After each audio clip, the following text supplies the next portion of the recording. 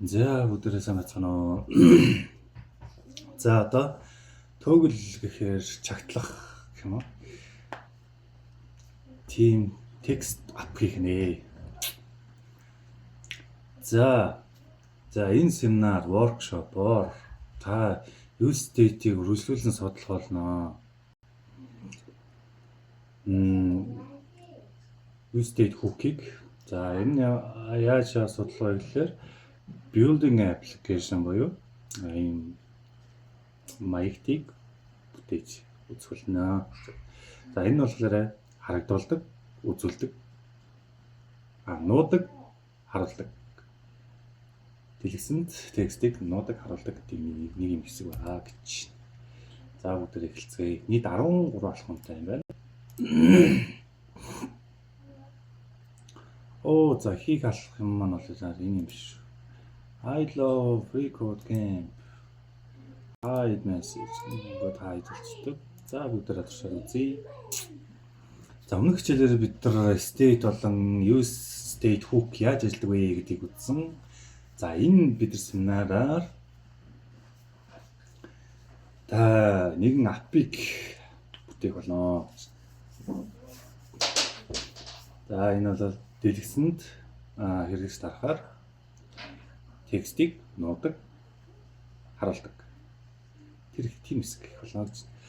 За ингээд бэлэн template, boilerplate code болон CSS-ийг багтаасан тийм кодуудыг бол тань бэлтгээд тавьсан байгаа гэж тань зөвлөв. За ингээд div элементийг буцааснаар эхэлцгээе гэж. За төгөл бүрэлдэхүүн дотор div буцаая гэж тэ. За div энэ division нь ID-тэй төгөл container нэ. Төгөл container.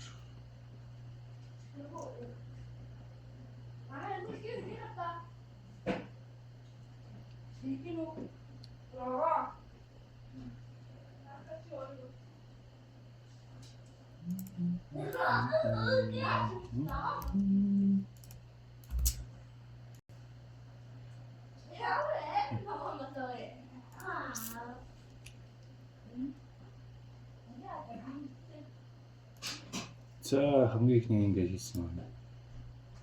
Your development should have ID шүү дээ. ID.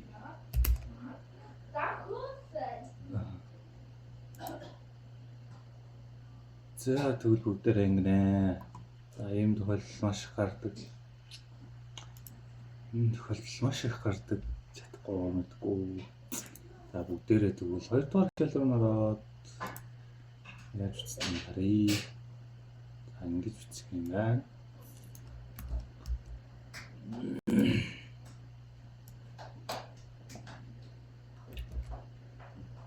Return.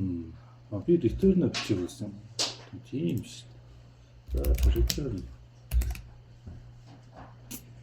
За тэнд нэг энэ div гарсан биш байгаа. Стайлын бол бас 36 залбирчлах код бичсэн байна. За дотор button элемент авах. За тэр ID-тэй гэж байна. ID нь button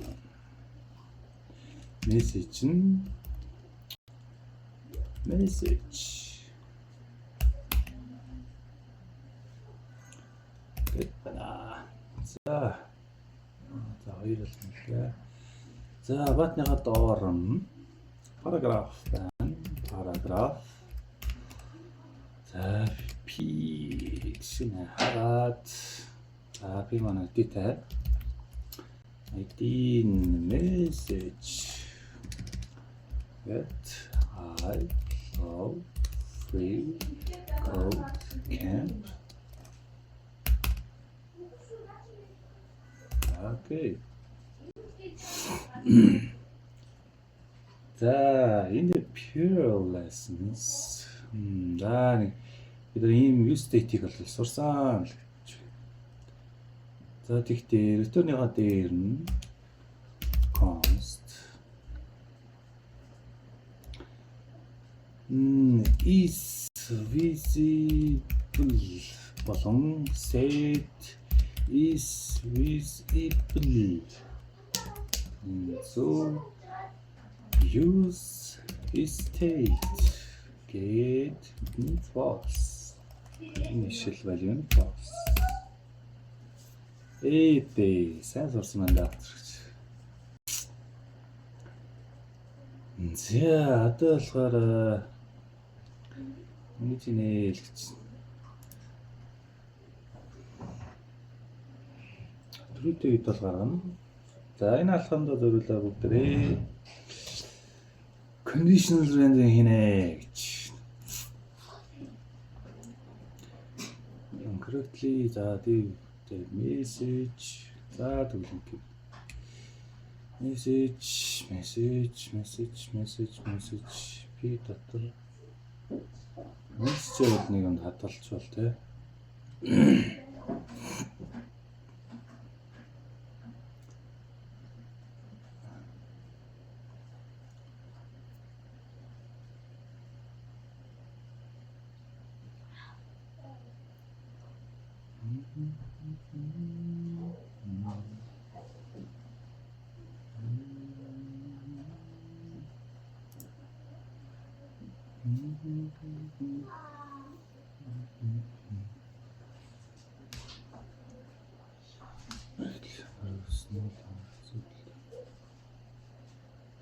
За яг ингээд заримдаа ингээд яг яхаач мэдгүй болно.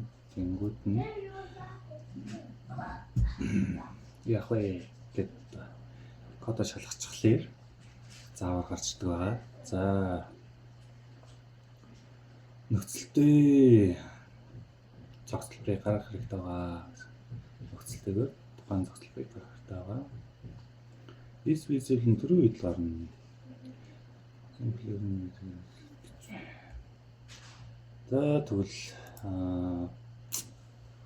байна л да. Ингээд заалтан дотор ингээд картслаа. Энэ мессежийг харах гэдэг. Тэгэнгүүтээ is visible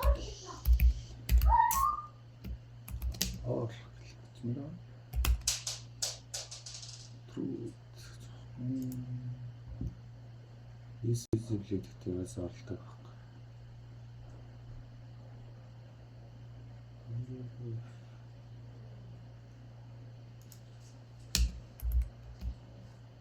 Мөн чин truth-гүй ялдаггүй. Параграф гэж ирж байгаа учраас бүгд ингээд кат зат энэ хөө батлаж байгаа. Тэгээс энэ төслийн дээр is true. Conditional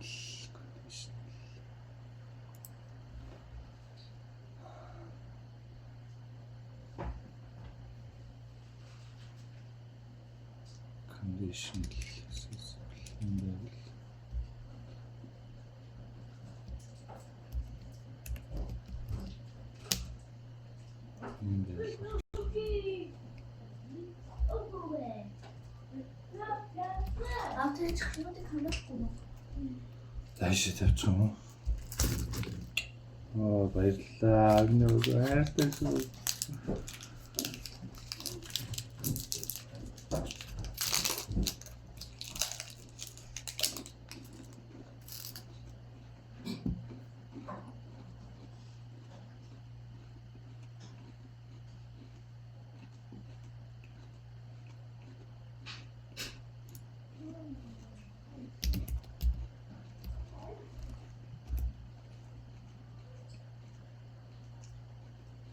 За дахиад асуудал гарч байна. За тэгвэл бүгдээрээ шаан бүгдээр ингэчээ. За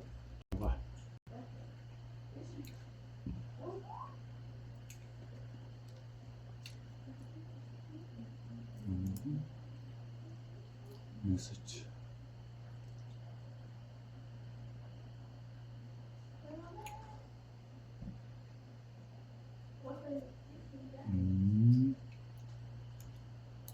За окей, манайхан ингэсэн шүү.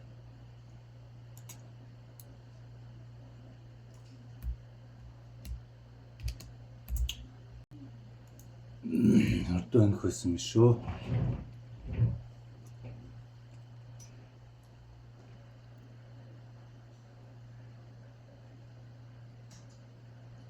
Энэ дээр мессеж бат маань яагаад юм шүү дээ. Хоёрыг гаргачлаа.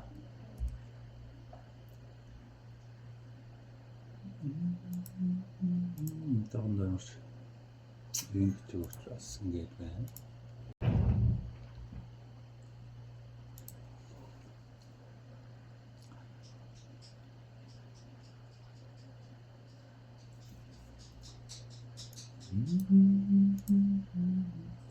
За дуулмрын текстийг за тухайн зохицолборыг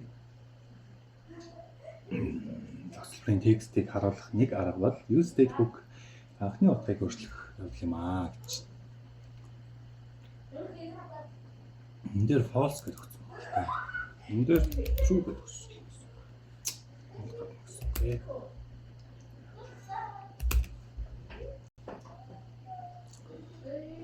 За энэ бол ажиллажлаа. Гэхдээ үнэхээр сайн туршлага бол биш.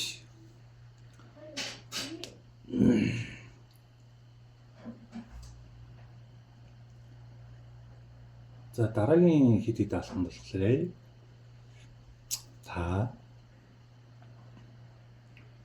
функционал баттон хийнэ гэж байна.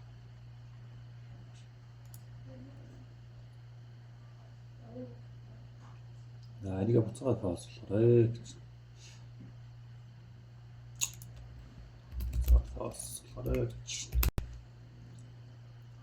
Окей. За 54 үз. Биш шүү манайхаа. За текстийг одоо харуулах чагтлахтаа гэж ярих уу бүгдээ төгөл гэж байна. За текстэд харуулт амьсгалт болцуулах та.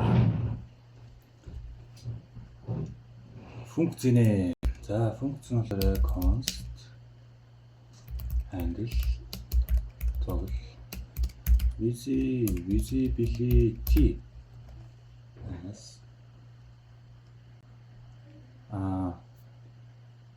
function шүү дээ.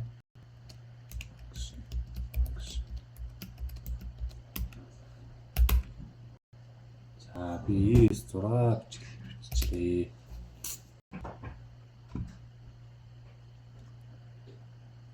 За as mentioned earlier за дээр дурдсанчлан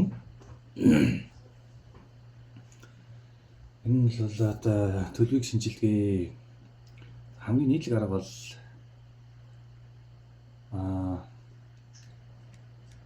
худал үнэн төлөвийг шинжлэх юм аа гэж байна.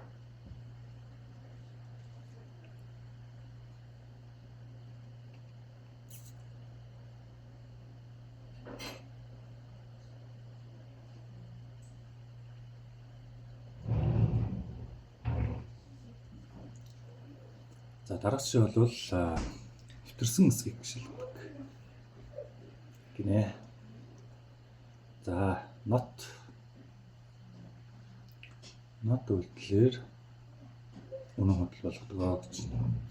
Relative функц ажиллангууд л нөгөөдг нь нэг бүгдлээд одоо байгаа утга нь үнэн байхлаар худал болвол худал болохоор үнэн болно тэ. За бүгд энийг ашиглацгаая гэж байна. За энийг ашиглацгаая гэж байна. 1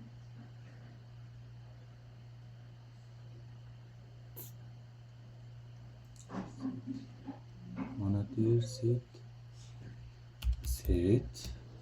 is visible get is visible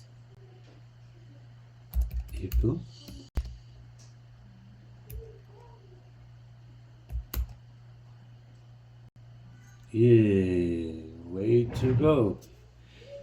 Тэгэхээр манайх ойлгож байна. Бол set is visible гэхээр манай use state дээр байгаа тэрний нураач use state дээр байгаа энэ функцийг дууддаг. Функц бий бичиж байгаа. Тэгэнгүүтээ is visible маань анхдагч утга нь false. False байвал дарахаар тэрний дардагтай олж байгаа. Тэгэнгүүт ингээд утга нь сайжруулаад байгаа юм. Тэгэхээр харуулад болоод байна.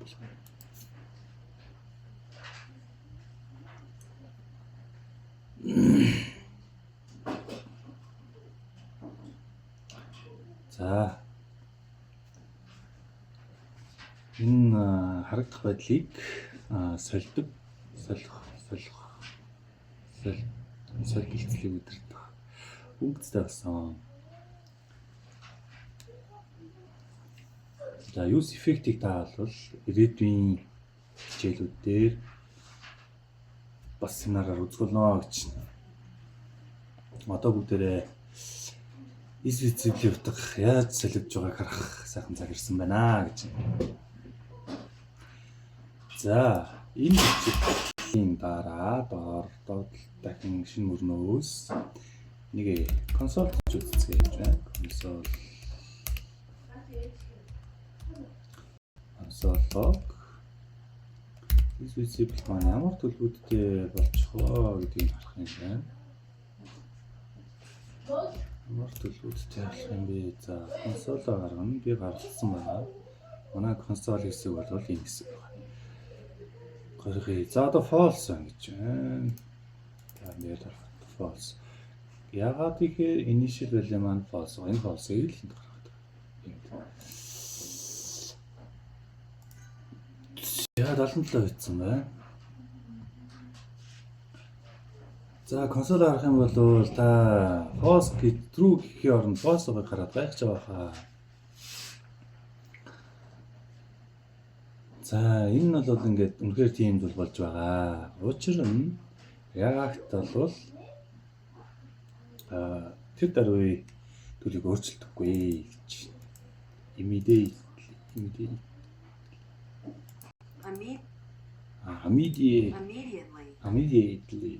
тэр дараа өөрчлөлтгүй.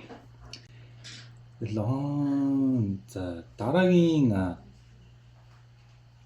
дэлгэцэнд дараагийн удаа зураглахад бол шинжилт гаргадаг. Тэр тойрогт тэр цикл, тэр мөчлөгдөл, тэр үйл. За энэ бол нийтлэг үзүүлэгчдийн гаргадаг л да. За үүнээс ингээд болгоомжлох хэрэгтэй гэж. За энэ маань ингээд хэрэггүй болсон гэж байна. За бүр аваад хаяарай гэж. За тэгтээ комменттэй явал яах вэ? За энэ алга болдгүй юм. Комменттэй алга болдгүй юм байна. Тэгээд катлж аваад. За 85% лээ. All the charts.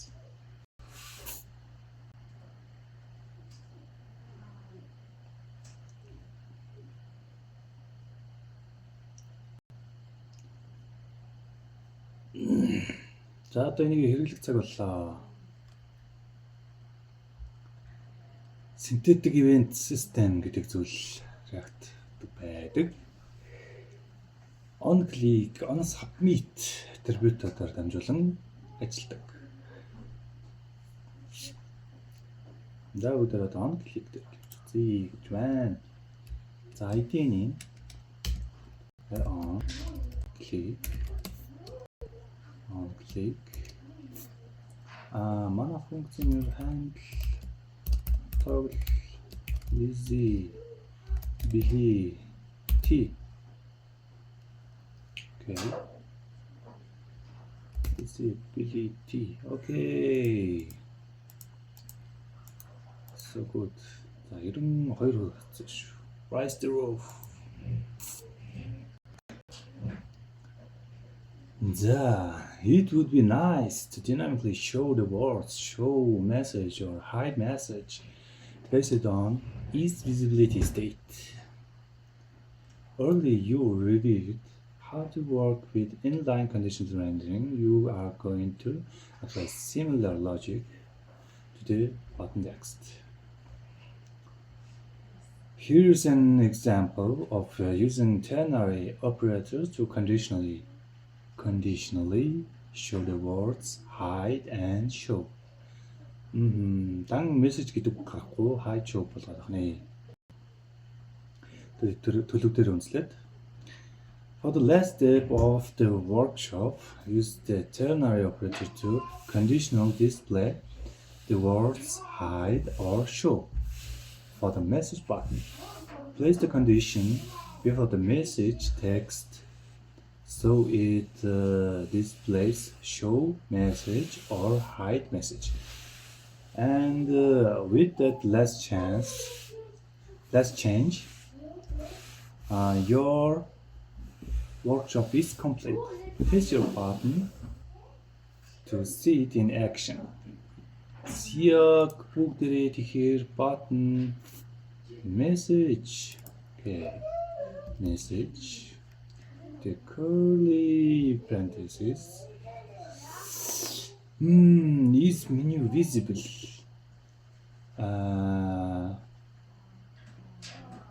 In our case, is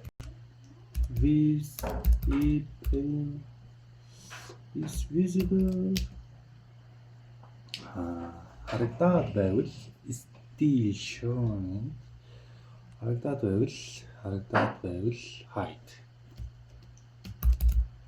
hide message. харагдахгүй байгаад байвал show message. Okay, show message. Yeah, hide message. Okay, it looks good. Just keep swimming.